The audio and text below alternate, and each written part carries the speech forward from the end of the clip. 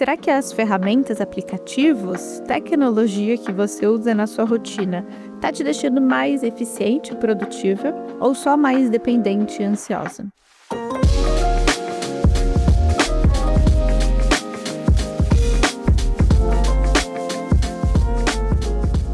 Olá, este é Em Busca da Rotina Perfeita, experiências reais de uma pesquisadora em comportamento humano. O meu nome é Julia Testori, @JuTestori, e esse podcast surgiu para conversas que não cabem em alguns segundos de stories. Durante os próximos minutos eu vou compartilhar um pouco sobre a minha rotina, um pouco sobre minhas reflexões que às vezes caminham para a filosofia, um pouco sobre a minha pesquisa e os meus estudos que caminham para as ciências comportamentais, para quem sabe talvez te ajudar a entender um pouco mais sobre a sua rotina também.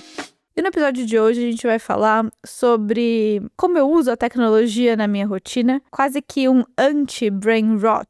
Como que você pode usar sim a tecnologia, mas sem te deixar mais ansiosa, mais dependente, às vezes até mais preguiçosa. Como continuar pensando, mesmo tendo todas as ferramentas que facilitam o pensamento.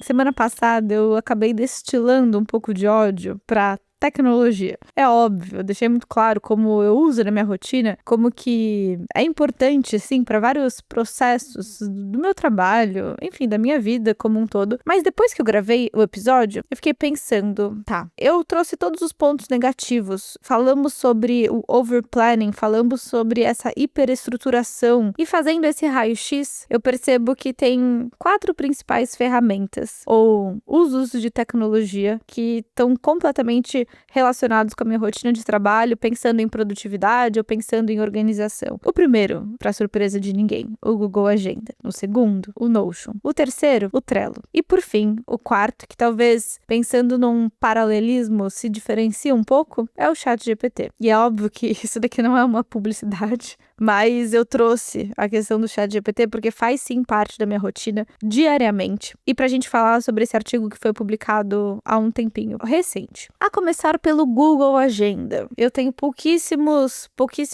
ressalvas do Google Agenda. Talvez a minha única ressalva seja que eu sei que algumas pessoas podem desenvolver um pouco de ansiedade em abrir um Google Agenda e vê-lo completamente cheio. Então essa seria talvez a minha principal ressalva, e existem várias formas de a gente contornar essa percepção dessa agenda muito cheia. Mas o Google Agenda, eu uso ele todos os dias sem exceção. Talvez com exceção, né, dos finais de semana. E não é porque eu tenho tantos compromissos assim. Eu tenho reuniões todos os dias, tenho às vezes mais de uma reunião por dia, eu tenho alguns compromissos, mas não é tanto sobre isso. E eu sei que muitas pessoas usam o Google Agenda para marcar compromissos, mas eu uso ele como uma ferramenta de gestão de tempo, meio que ao vivo. Porque não é só sobre o que você precisa fazer, o que você não pode esquecer, que você tem marcado com outra pessoa. É sobre os compromissos que você faz com você mesma. É sobre para onde que o seu tempo está indo. E eu percebi que usar a tecnologia para fazer a gestão de tempo faz muita diferença, principalmente em comparação a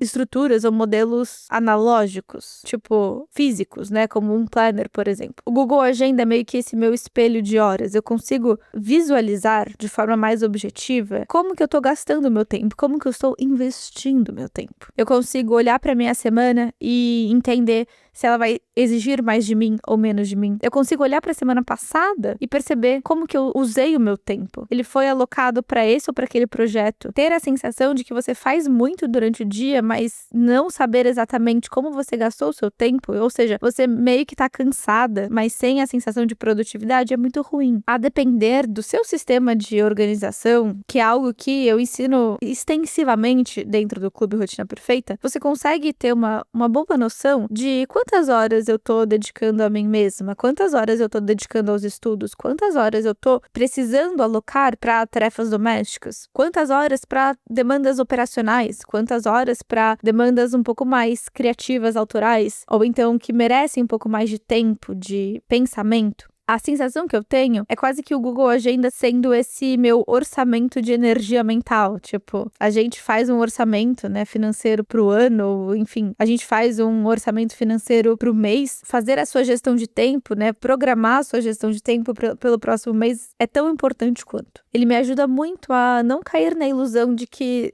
dá tempo sim, dá tempo de fazer isso, dá tempo de fazer aquilo. Eu vou recebendo as demandas, eu vou falando sim, sim, sim. Talvez, no máximo, fazendo uma lista de coisas coisas que eu preciso fazer, mas isso acaba não sendo realizado ou então me desgastando muito mais do que eu imaginei para dar conta de tudo, porque eu não consegui dimensionar em tempo, e sim em itens para fazer, e não em carga horária, em tempo que aquilo poderia levar. E aí você pode me fazer a pergunta, mas Júlia, como que eu sei quanto tempo que eu vou levar para cada atividade? Aí é um outro papo, mas saiba que é super possível dimensionar isso com cada vez mais precisão. E aqui já começam a vir algumas pistas de um uso mais consciente, no sentido de não delegar todo o pensamento para a tecnologia. Com essa ferramenta, com o sistema de blocos de tempo, com o Google Agenda, eu sei que eu consigo bloquear ou priorizar tempos de pensamento. E não que eu faça um bloco de, aqui eu vou ficar pensando, mas eu consigo bloquear, por exemplo, 2 horas da minha agenda para focar em algo que é muito importante, para focar em algo que exige um pouco mais de pensamento, de conexão entre aqui, fazer as minhas sinapses, sabe? Porque eu sei que se eu não proteger esse tempo na minha agenda, outra pessoa vai acabar marcando alguma coisa, ou eu vou acabar aceitando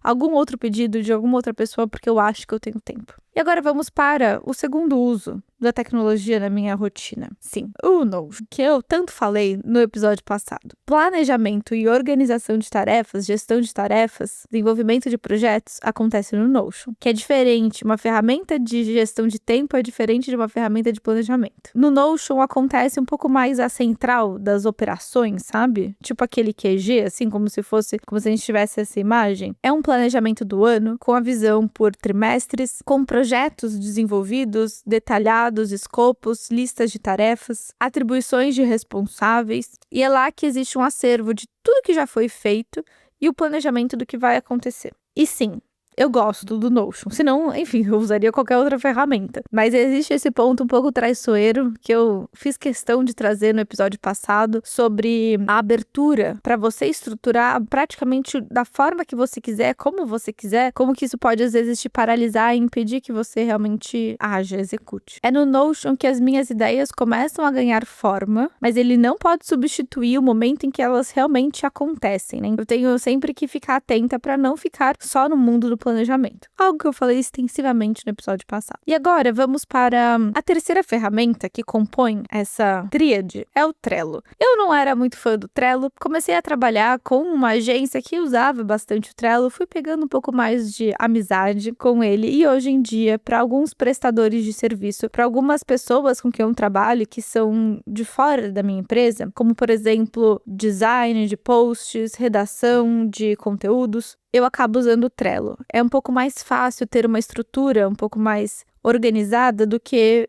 seguir pelo Notion, né? Principalmente quando é alguém de fora da minha empresa. E o Trello, ele funciona muito bem como um Kanban, ou seja, você vai caminhando com a sua tarefa planejando, fazendo, revisando e por aí vai. Normalmente as pessoas usam como Kanban, tem vários tipos de uso. Ele tem o ponto positivo, que ele é mais fácil de usar e você se mantém em uma mesma estrutura. E o ponto negativo é que, às vezes, fica um pouco mais difícil de ter camadas mais complexas de conexão entre projetos, entre tarefas. Então, a minha única diferença é que o Notion é uma estrutura mais robusta interna, quase como se tivessem níveis de complexidade, de conexões um pouco maior, enquanto que o Trello, ele funciona muito bem como uma estrutura um pouco mais fechada para quem trabalha de fora da minha empresa, prestando serviço. E agora vamos para ele, o ChatGPT. Antes de falar do estudo e de falar sobre o uso dele para atividades um pouco mais complexas, que envolvem mais o pensamento, que foi isso que aconteceu nessa pesquisa, que foi divulgada, pesquisa feita por um grupo de cientistas do MIT, existe um primeiro uso que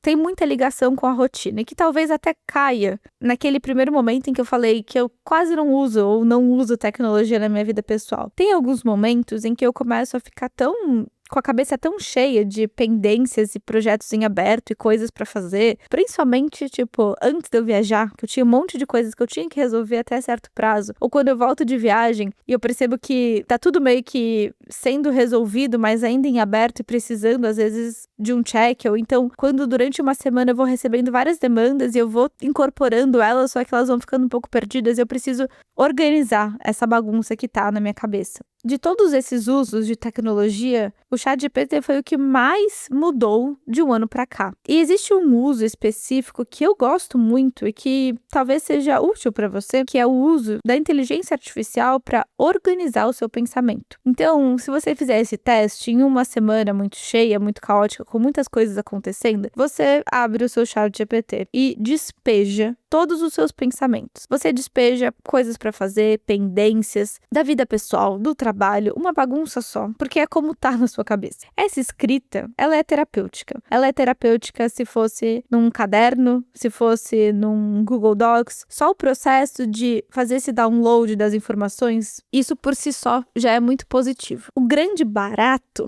de fazer isso com uma inteligência artificial é que você não só despeja, você recebe de volta. E parece que você consegue olhar com outros olhos algo que estava dando a sensação de beco sem saída. O que eu recebo de volta não é como se fosse uma resposta pronta, do tipo: olá, Júlia. E agora ele tá com mania de me elogiar. Eu acho que vocês estão passando por isso também, né?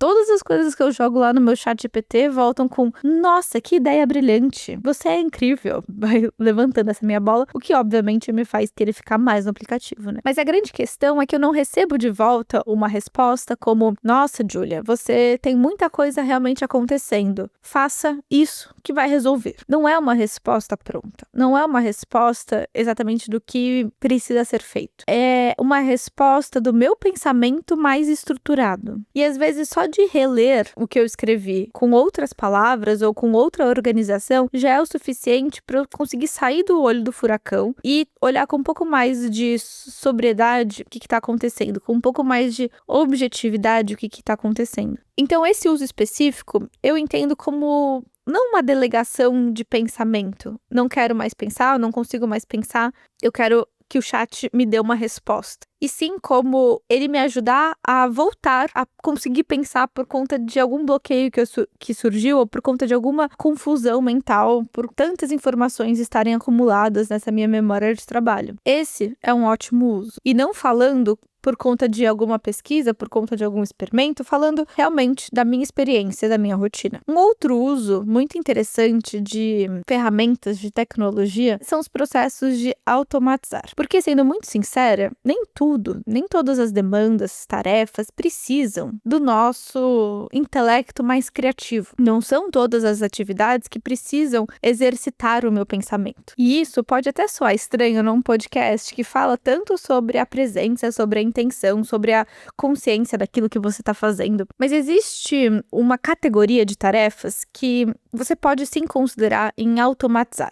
Existe no mundo da gestão de tarefas um negócio que se chama matriz de Eisenhower. Talvez você já tenha ouvido falar, caso você tenha estudado gestão de projetos ou administração na faculdade, ou caso você seja uma rata de produtividade também. Essa matriz de Eisenhower, ela coloca todas as suas tarefas em um dos 4 quadrantes. São quadrantes do cruzamento entre os eixos de urgência e importância. A sugestão dessa metodologia, dessa matriz, é que tarefas urgentes e importantes são feitas na hora. Tarefas que são importantes, mas não são urgentes, ou seja, um projeto que tem um impacto, mas que não é para, enfim, agora, elas precisam ser planejadas cuidadosamente, com muita atenção, e precisam ser organizadas no seu fluxo de trabalho, na sua semana, no seu mês. Existem tarefas que não são urgentes e nem importantes. Talvez tarefas, atividades do seu trabalho que não têm impacto, que não têm uma urgência no sentido de um prazo com alguém te cobrando ou que não precisam ser feitas para agora. Se uma tarefa cai nesse quadrante,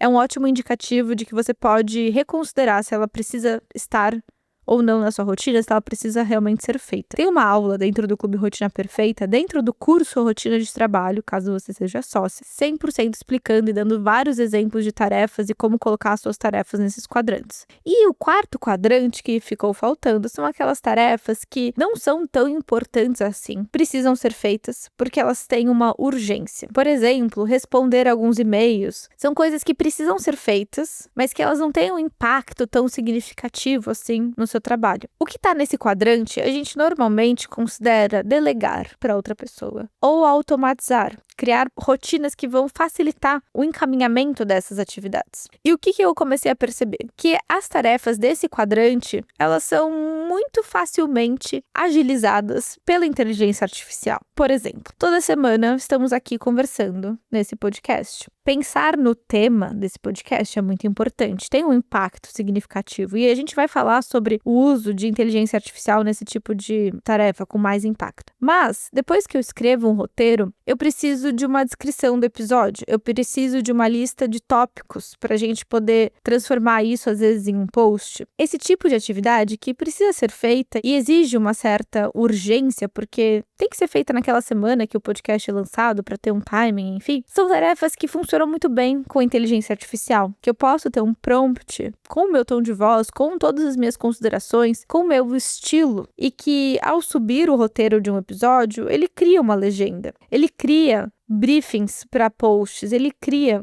lista de tópicos a serem desenvolvidos, por exemplo, nos meus stories. Se, por exemplo, eu tenho um projeto e eu faço todo o rascunho desse projeto e eu quero vê-lo com uma estrutura que já foi pré-definida, eu posso facilmente ter um prompt que coloca todas as minhas ideias e rascunhos nessa formatação de escopo que eu quero padronizar.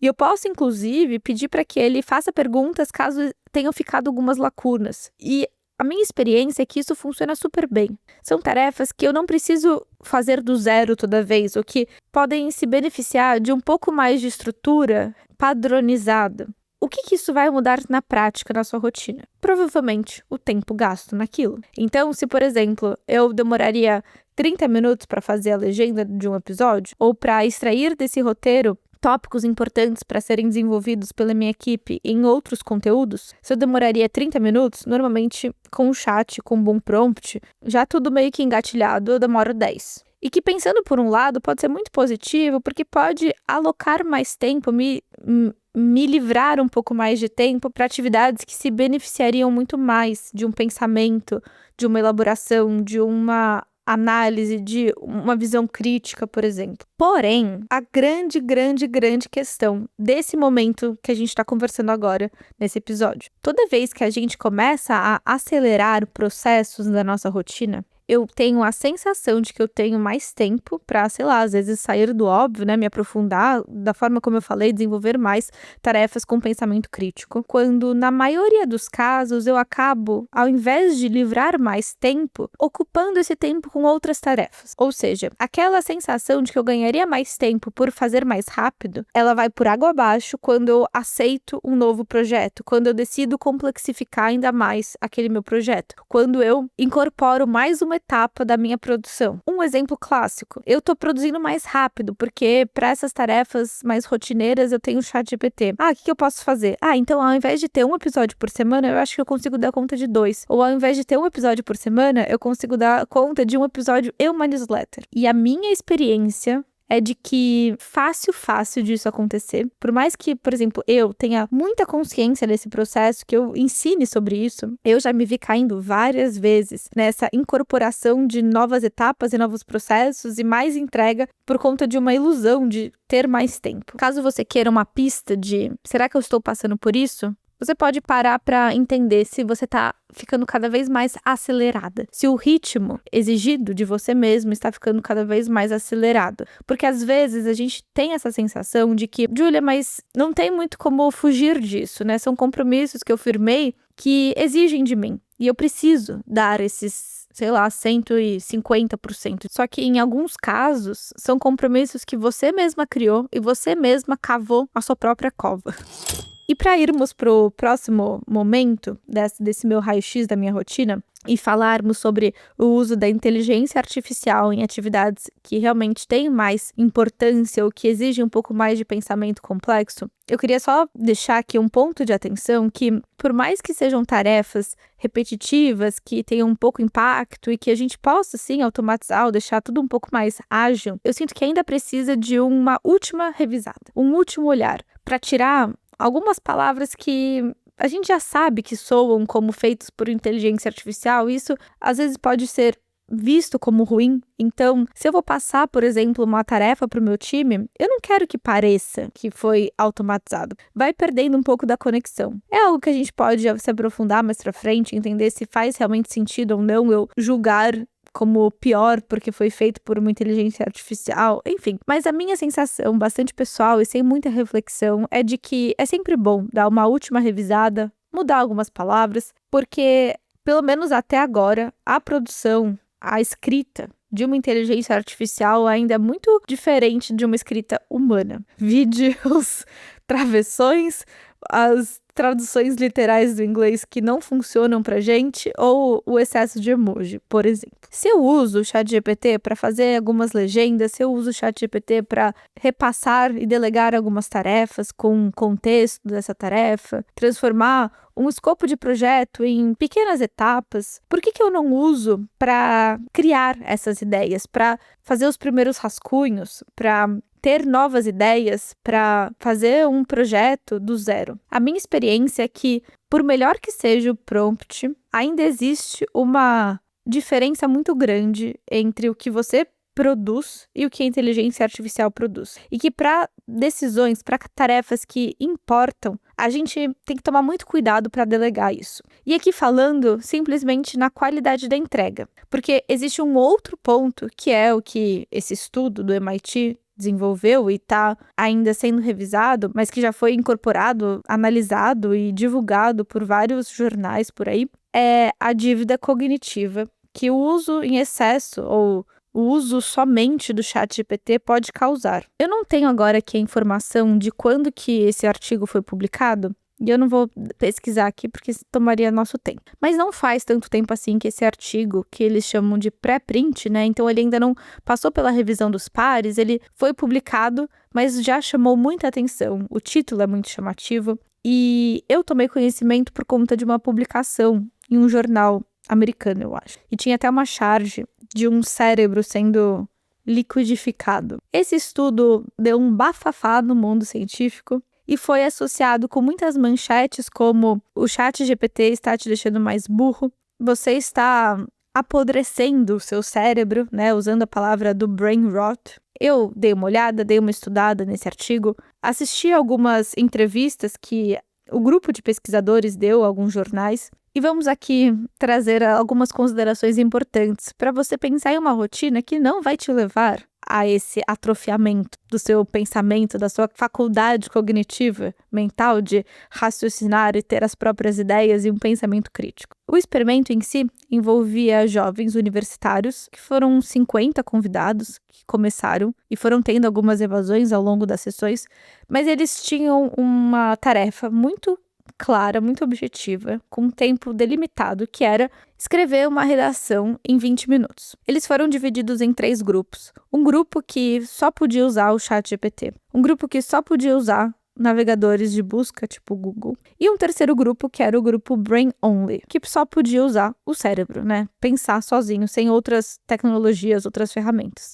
Eles passaram por algumas sessões de escritas, e nas primeiras 3 sessões, eles tinham que usar a mesma ferramenta. Então o grupo, por exemplo, do ChatGPT, na primeira, segunda e terceira sessão, usou só o ChatGPT. Só que na 4ª sessão, eles decidiram fazer um teste. E para aqueles que estavam na primeira, segunda e terceira sessão usando o ChatGPT, eles teriam só o cérebro, então não teriam mais acesso a outras ferramentas, mas também aquele grupo que era brain only na primeira, segunda e terceira sessão, na 4ª sessão teria acesso ao ChatGPT. Os primeiros resultados, acho que não chama tanta atenção e não traz nada de tão mirabolante assim. As redações feitas com o ChatGPT desse primeiro grupo, que na primeira, segunda e terceira sessão fizeram as redações usando o ChatGPT, foi um grupo que apresentou maior dificuldade de lembrar aquilo que estava escrevendo. Foram resultados mais homogêneos, então existia uma similaridade entre as respostas, né, entre as redações. E a partir do momento em que você escreve algo que você não se lembra,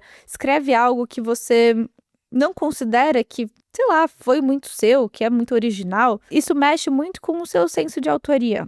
E aqui eu posso retomar aquele episódio passado da semana retrasada, eu acho, que a gente fala sobre autoria e como que isso impacta significantemente a sua motivação, a sua conexão com a sua rotina. Acontece que fazer uma tarefa sem você sentir que você mesma que está fazendo, que você está colocando um pouco de você naquilo, isso te descola daquela atividade e tem muitas chances de te desmotivar e de, inclusive, fazer com que você duvide da sua capacidade de pensar por conta própria. Levando isso ao limite, a gente pode considerar essas situações da nossa rotina em que a gente se pega, parece que já acordando cansada, já acordando sem muita motivação de fazer alguma coisa. Esses sintomas, eles podem indicar algo muito mais profundo, algo que realmente vai exigir um acompanhamento psicológico. Mas existe sim uma possibilidade de automatizar e delegar tantas tarefas da sua rotina para a inteligência artificial estarem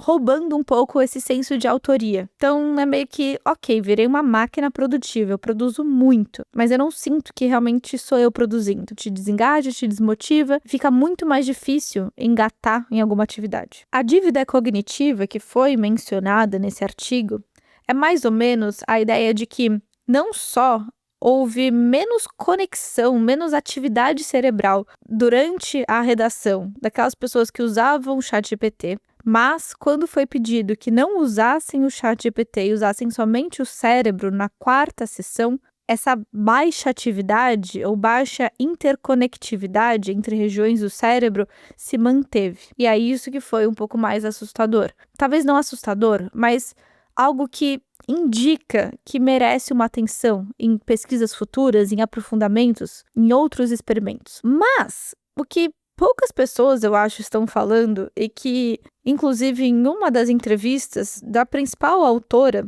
dessa pesquisa, algo que me chamou muito a atenção e que vai nos ajudar a pensar em uma rotina anti-brain rot, é que aquele grupo que era o Brain Only na primeira, segunda e terceira sessão, teve um desempenho ainda melhor nas redações da quarta sessão quando podiam usar o ChatGPT. Ou seja, a conclusão é de que a ferramenta pode sim ser muito útil e pode sim melhorar os resultados sem te levar para um caminho de perda de autoria, de desmotivação, de desconexão, mas tudo depende de um timing, tudo depende de em que momento que ela vai entrar. A partir do momento em que, na primeira, segunda e terceira sessão, esses estudantes tiveram que pensar por conta própria, meio que evocaram várias regiões do cérebro e vários como se fossem arquivos e memórias e associações interessantes, criativas, inteligentes. Esse momento de pensamento prévio fez com que o uso da tecnologia na quarta sessão fosse mais inteligente. As perguntas feitas eram melhores. O senso crítico diante de uma resposta era muito mais aguçado. A capacidade de entender que pedaço funciona, como que eu vou encaixar essa resposta com aquela resposta, com a ideia que eu tive, funcionava muito melhor. E vai ser com esse gancho que a gente vai começar a pensar como criar essa rotina. Eu vou trazer aqui de forma super prática alguns exercícios para você pensar o que faz sentido ou não na sua rotina e implementar durante essa semana, para continuar usando a tecnologia, mas sem deixar com que ela iniba o seu pensamento. A minha primeira sugestão é que a gente considere etapas preparatórias para o uso da tecnologia, para o uso da inteligência artificial. Então, se você vai ter uma sessão para poder começar a rascunhar um projeto, algo que seja importante, então naquele quadrante de coisas importantes, se possível, tire alguns minutos antes para poder rascunhar as ideias com você mesma, para poder evocar regiões de pensamento e o seu repertório, a sua memória, a sua inteligência a serviço daquela atividade. A minha segunda sugestão é começar a entender níveis de complexidade de tarefas, usar automatizações, inteligência artificial em atividades que exigem uma menor profundidade cognitiva e tomar muito mais cuidado com atividades que poderiam ganhar mais uma profundidade maior de pensamento. Tomar muito cuidado com o uso da inteligência artificial nesses casos, porque é muito comum que aconteça a seguinte situação. Ok, eu vou escrever aqui, trazer todas as minhas ideias e jogar no ChatGPT para ver o que acontece. Só que se eu me dou 5 minutos para fazer isso, é muito, muito, muito comum que surja algum mini bloqueio. Mini bloqueio porque, não surgiu mais nenhuma ideia, ou então, mas eu não consegui elaborar muito mais do que isso. Deixa eu já ver o que a inteligência artificial me traz de novidade. Só que muitas vezes as nossas ideias mais legais e as nossas ideias mais inteligentes, os nossos pensamentos realmente que vão impactar, vão tornar aquela tarefa mais autoral e com maior qualidade, eles não vêm nos primeiros 5 minutos. Toda vez que a gente começa a aprofundar, interrompe para olhar o celular, interrompe para perguntar para o ChatGPT, interrompe para pedir mais referências, a gente vai interrompendo esse caminho de pensamento que pode exigir mais do que 5 minutos. E aí eu acho que eu não tive ideia. Só que, na verdade, eu só não dei o tempo suficiente. Eu não tô falando de ficar 1 hora olhando para o papel, esperando uma ideia vir. Mas a gente tem essa mania, eu tenho essa mania de, se nos 5 primeiros minutos ou se de imediato não aparece algo, já me dá a sensação suficiente de que tá bom, então deixa eu recorrer aqui à inteligência artificial. O próximo ponto, questione sempre as fontes. Isso daqui é muito importante. Eu já testei várias vezes fazer pesquisa pelo ChatGPT, não funciona. Por melhor que seja a sua habilidade de pesquisa, lidar com a primeira informação que você recebe é muito arriscado. Toda informação, ainda mais se ela tiver quase que exatamente aquilo que você precisava, do tipo, precisava de uma pesquisa que me mostrasse um pouco mais dessa relação com isso, e aí você recebe algo que parece encaixar muito bem, duvide. E desenvolver habilidades de pesquisa é extremamente importante para esses casos. Conseguir, por exemplo, ter uma referência, pesquisar, por exemplo, no Google Acadêmico, ler o artigo, é essencial. Mas não quer dizer que a gente possa usar a inteligência artificial na pesquisa. Por exemplo, para mim costuma dar muito certo despejar algumas ideias, algum cenário que eu quero começar a estudar e pesquisar, e pedir quais são os principais autores, ou quais são palavras-chave para eu fazer uma pesquisa no Google Acadêmico, quais são os termos, os conceitos que vêm circulando sobre isso. E se me é recomendado algum artigo, eu sempre duvido, eu sempre pesquiso. Só para vocês terem uma ideia, tem um criador de conteúdo que fala sobre produtividade também, que citou uma vez um artigo e eu estava pesquisando um pouco sobre isso e me pareceu muito interessante. Eu falei assim, nossa, encaixou muito bem com o que eu queria. E eu fui atrás da referência. E eu achei o artigo, o mesmo título, os mesmos autores que ele tinha recomendado. E pasmem, não tinha a menor relação com aquilo que havia sido sugerido pelo criador de conteúdo. É óbvio que eu fiquei muito desconfiada da minha própria habilidade de leitura, porque eu fiquei pensando, meu Deus do céu, não é possível, né, que, enfim, as citações feitas, mas era literalmente assim, não existia o conceito que ele estava divulgando naquele artigo. E aquele artigo, por mais que você forçasse, não poderia levar à conclusão que estava sendo divulgada. E eu não apostaria que essa foi a primeira vez. Eu não estou falando desse criador específico, mas de outros criadores que se utilizam de artigos sem ter lido os artigos porque foi recomendado por uma inteligência artificial, pelo ChatGPT, pelo Gemini e por aí vai. E para irmos para a nossa último momento desse episódio, estamos aqui no nosso diário de campo. Eu trouxe aqui boas práticas para a gente diminuir o atrofiamento dos nossos pensamentos na nossa rotina, mas não é tão simples assim. E sabendo que não seria tão simples assim, que é sempre muito mais fácil falar do que fazer, lá fui eu, durante um dia inteiro, testar não usar o ChatGPT. E eu sou uma heavy user. Uso todos os dias. Eu confesso que eu acabei criando uma expectativa um pouco poética, romântica, de que eu iria pegar o meu caderno e aí ia despejar as minhas ideias e começar a escrever e perceber como o meu potencial criativo estava aflorado naquele dia. A verdade é que foi um pouco mais difícil do que isso. Primeiro, eu me percebi muito irritada com a demora para escrever. E eu não escrevo tão devagar assim. Durante a faculdade eu sempre anotei à mão, mas a sensação que eu tive é que o meu pensamento era acelerado demais pro tempo que eu demorava para escrever, e que em 1 minuto de escrita à mão, parecia que eu tinha escrito muito menos do que se fosse 1 minuto no computador. Eu digito muito rápido. E eu comecei a ficar um pouco irritada e percebi que eu tive que me obrigar a pensar mais devagar. E isso deu um pouco de nó na minha cabeça. Porque o que começou como uma irritação virou depois uma desaceleração muito positiva. No começo foi realmente um pouco ridículo. Foi um pouco ridículo, por exemplo, abrir meu caderno e, sei lá, tentar exercitar e as coisas não saíam tão óbvias assim, ou então me ver em um bloqueio e totalmente travada, parecendo que tinha passado uma eternidade, quando na verdade, eu olhando no relógio, foram, sei lá, 2 minutos. A gente tem essas distorções temporais, né? Era pra escrever um roteiro, eu comecei fazendo um brainstorm de algumas ideias. E foi destravando.